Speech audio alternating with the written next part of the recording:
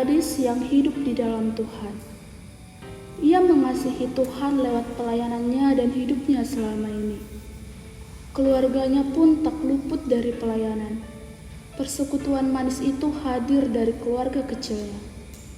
Namun, Tuhan punya rencana lain. Papa Lea terbunuh saat sedang melakukan pelayanan misi di pedalaman suatu daerah.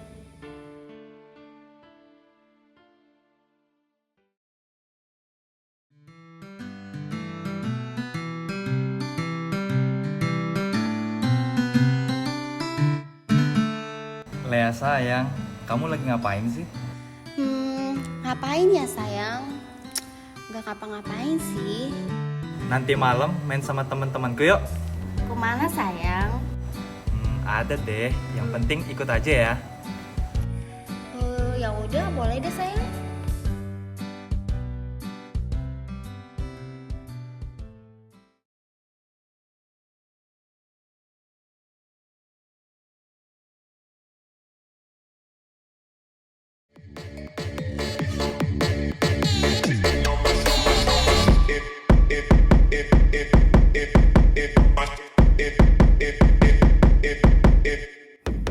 Kalian tau gak sih? Si Rian yang anak Tuhan kali itu loh. Emang kenapa? Dia ngajakin aku PMK, Cok. Norak banget sih. Norak kocak. Dan kayak gitulah, Cok. Marah nanti anak pendeta ini. Woi, jangan gitulah. Hargain dong cewek gua. Kok dapet cewek alim kayak gini dari mana sih? Iya juga sih, gak banget deh aku. Maaf ya Wan, Le. Caca kalau sudah mabuk suka gak jelas Gitu. Lea hanya tersenyum tanpa pembelaan apapun. Sepanjang malam itu mereka habiskan untuk bersenang-senang. Hingga mereka akhirnya berpisah, menyisakan Alan dan Lea. Si, kamu malu kan digituin sama mereka? Salah aku apa? Kamu itu terlalu rohani, tau nggak? Yesus, Yesus, Yesus. Apa sih yang kamu harapin dari Tuhanmu itu? Gak ada, tau nggak? Aku tuh gak ngerti deh sama kamu, Alan. Sekarang kenapa kamu malah jadi salahin Tuhan? Kalau Tuhanmu itu ada, gak bakal dia mati. Kalau Tuhanmu itu ada, papa kamu gak akan mati dibunuh. Kalau Tuhanmu itu ada, adik kamu gak bakal lahir cacat. Tahu nggak?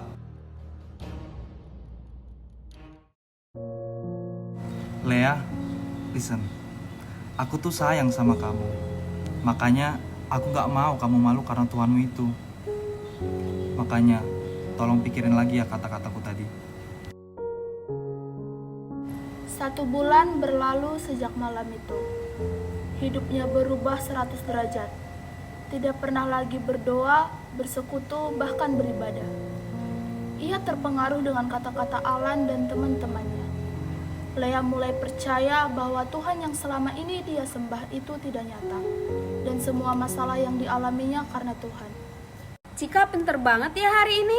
Duduknya tenang banget di gereja. Pasti Tuhan Yesus senang.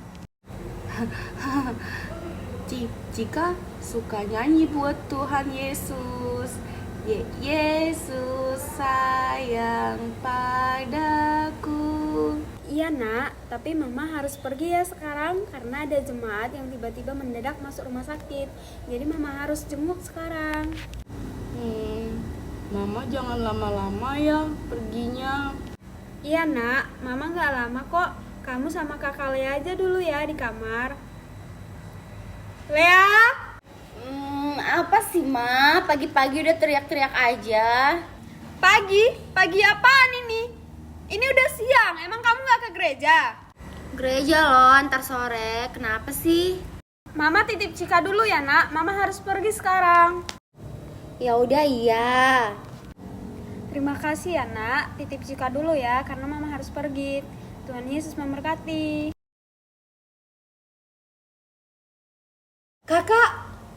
Kakak mau denger Cika nyanyi nggak? Cika diajarin sama kakak Angel. Ya udah nyanyi aja. Lea memandangi Cika, adiknya yang terbatas secara mental. Dari dulu, Lea sudah berpikir bahwa Cika lebih disayang oleh papa dan mama. Semua yang Cika mau selalu dituruti. Namun, sejak kecil saat pikiran itu muncul, Lea selalu menepisnya jauh-jauh. Tidur tuh si Cacat. Mama kamu lebih sayang dia tahu. Sejak dulu juga begitu kan? Apa-apa buat Cika. Lagian kalau dia mati, dia nggak akan menderita lagi. Kamu justru menolong dia, Lea. Kamu bukan jahat. Kamu cuma memberi akhir yang damai saja. Satu tusukan dan semua selesai. Kalau dia mati, dia nggak akan sakit lagi. Justru kamu menolong dia lah ya. Semua ini salah kamu. Kalau kamu gak cacat, Papa gak akan frustasi. Papa gak akan mati, Cika. Kamu capek kan jadi cacat? Kakak bantu lebih cepat ketemu sama Tuhan ya. Lea! Siapa itu? Kenapa? Kenapa aku bisa mendengarkan suara itu? Akulah gembala yang baik. Mengapa engkau tega ingin memudah adikmu Cika? Aku mengasihi Cika sama aku mengasihimu. Cika bukan kutukan. Dia adalah berkat. Berkat yang membuatmu belajar mengasihi tanpa syarat. Lea terus berlari hingga sampai di suatu taman. Apa itu? Suara apa itu tadi? Kenapa aku bisa mendengarkan suara itu? Itu beneran Tuhan. Tapi kalau Tuhan itu nyata, kenapa? Kenapa hidupku jadi begini? Tuhanmu itu tidak nyata, Lea. Dia cuma suara dalam pikiranmu. Kalau dia mencintaimu, kenapa papamu mati? Kenapa adikmu cacat? Lihat dirimu sekarang. Kotor, rusak, ditolak. Siapa yang mau pelayan seperti kamu? Kamu mau bunuh adikmu sendiri? Siapa yang bisa mengampunimu, Lea? Sudah cukup, diam. Aku gak tahu lagi harus percaya sama siapa.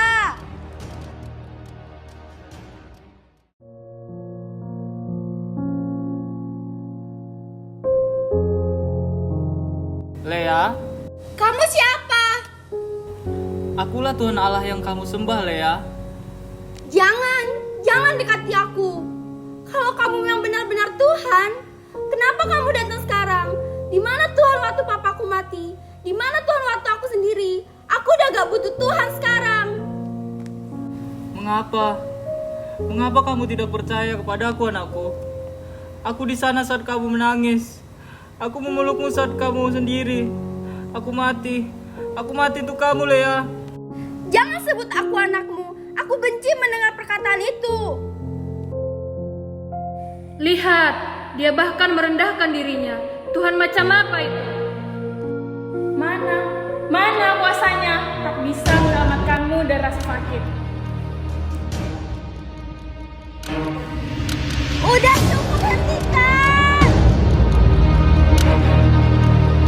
Biar mereka menyakitiku. Asal kamu tahu betapa besar kasihku kepadamu. Tapi kenapa Tuhan? Kenapa kau tetap mencintai aku? Karena kamu berharga di mataku, anakku. Karena aku menebusmu.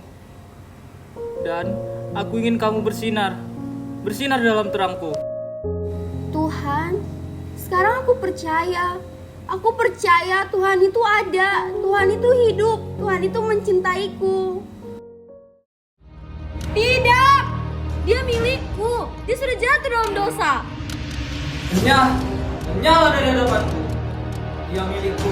Sudah ketebus dengan darahku. Kalian semua tidak memiliki hak atas dia. Tuhan, aku hancur. Aku nggak tahu lagi harus gimana melanjutkan kehidupan ini. Tapi kalau Tuhan masih mau nerima aku, Anakku, aku tidak pernah menolakmu. Kembalilah. Aku rindu kau bersinar kembali dalamku.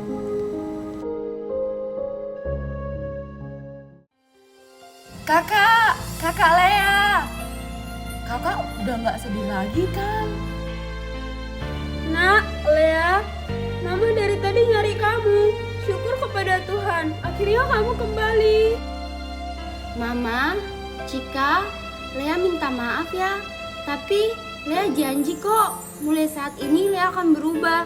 Lea akan kembali lagi ke Tuhan. Memang dahulu kamu adalah kegelapan, tapi sekarang kamu adalah terang di dalam Tuhan. Sebab itu, hiduplah sebagai anak-anak terang. Aku mengasihimu, anakku.